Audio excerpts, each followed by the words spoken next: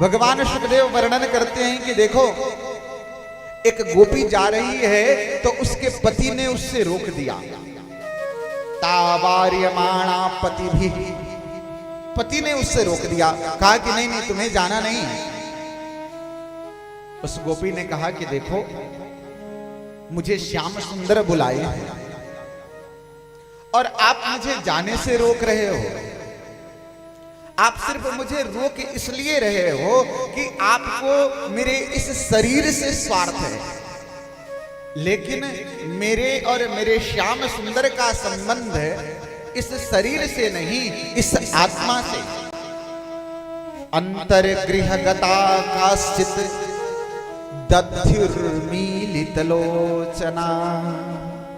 वह गोपी अपने कमरे में जाकर के और कमरा बंद कर लेती है और बंद करके भगवान श्याम सुंदर का ध्यान करती है और ध्यान में इतना निमग्न हो जाती है कि वह गोपी उस शरीर को छोड़ करके और दिव्य रूप धारण करके भगवान श्याम सुंदर के पास पहुंचती है। तमेव परमात्मानं जार बुद्ध्यापि संगता जुहुर्गुणमयं देहं सद्यः प्रक्षीण बंधना। यह सुनते ही राजा परीक्षित के मन में संदेह हो गया। राजा परीक्षित भगवान सुखदेव से एक प्रश्न कर दिए, कहे कि हे गुरुदेव मुझे आप ये बताएं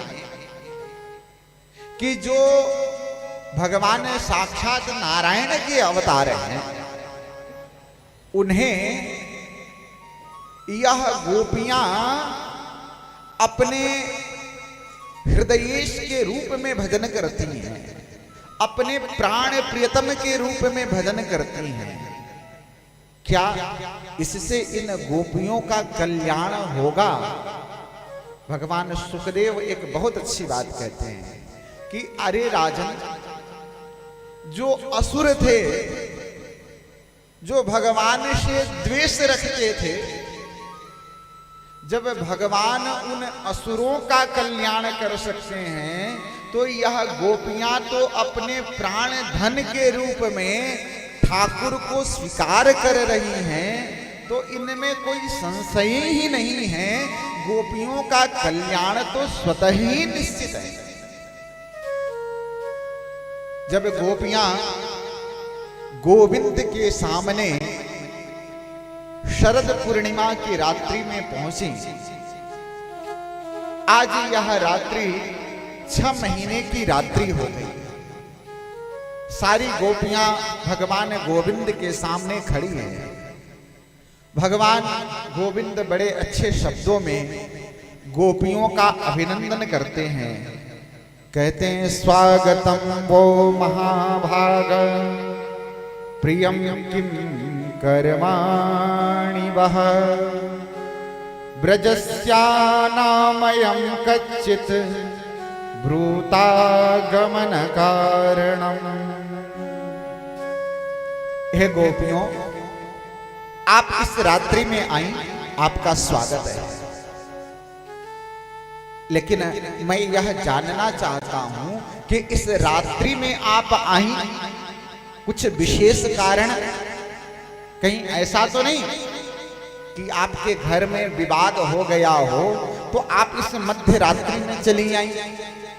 गोपियां भी मन में बड़ा विचार करने लगी कि यह मेरे श्याम सुंदर कैसे हैं? वंशी बजा करके ठाकुर ने मुझे निमंत्रण दिया और ठाकुर यह स्वयं पूछ रहे हैं कि आप क्यों आई हैं? भगवान कहते हैं कि गोपियों देखो, आप इस मध्य रात्रि में आई हो तो आपका स्वागत है, कोई बात नहीं है। रजन्येषा घोर रूपा घोर सत्व निवेशिता। भगवान ने कहा देखो, इस घोर रात्रि में आप आई, इस जंगल में सुंदर सुंदर पुष्प खिले हुए हैं, आपने इसका दर्शन किया। अब मैं चाहूंगा कि आप यहां से अपने घर को चले जाइए। और देखो, आप इस रात्रि में आई हैं ना, तो आपके बंधु बांधव भाई बहन सभी चिंता कर रहे हैं। मातरः पितरः पुत्रा भ्रातरः पतयश्च वः विचिन्वन्ति ह्यपश्यन्तो मां कृध्वं बन्धु साध्वसम्। इस सारे परिवार के लोग आपका चिंतन कर रहे होंगे। गोपियां कुछ नहीं बोलती। भगवान श्याम सुंदर बड़े अच्छे शब्दों में उपदेश करते हैं कि देखो गोपियों, कदाचित आपके घर से झगड़ा हो गया हो आपके पति से, तो आप अपने पति का परित्याग करके आई हैं, तो ऐसा आपको नहीं करना चाहिए। भगवान ने बड़े सुंदर गोपियों को उपदेश दिया। कहा कि भर्तुः शुश्रूषणं स्त्रीणां परो धर्मो ह्यमायया। देखो, स्त्रियों का परम धर्म है अपने पति की सेवा करना, चाहे वह पति जैसा भी हो, जिस प्रकार से भी पति हो, रोगी हो, निर्धन हो, जैसा भी हो, उसका सेवा करना परम धर्म है। एक आचार्य बड़ी बात अच्छी कहते हैं कि पति निर्धन हो तो भी चलेगा, पति रोगी हो तो भी चलेगा, पति जड़ हो तो भी चलेगा, उसका भजन करो, उसका पूजन करो, उसको मानो, लेकिन वह पति जो है पाप के मार्ग का अनुगमन करने वाला नहीं होना चाहिए। यदि वह पति पाप के मार्ग का अनुगमन करता है तो तत्क्षण ही उसका परित्याग करके मेरी सन्निधि में आ जाओ। आचार्य एक श्लोक का ऐसा अर्थ करते हैं।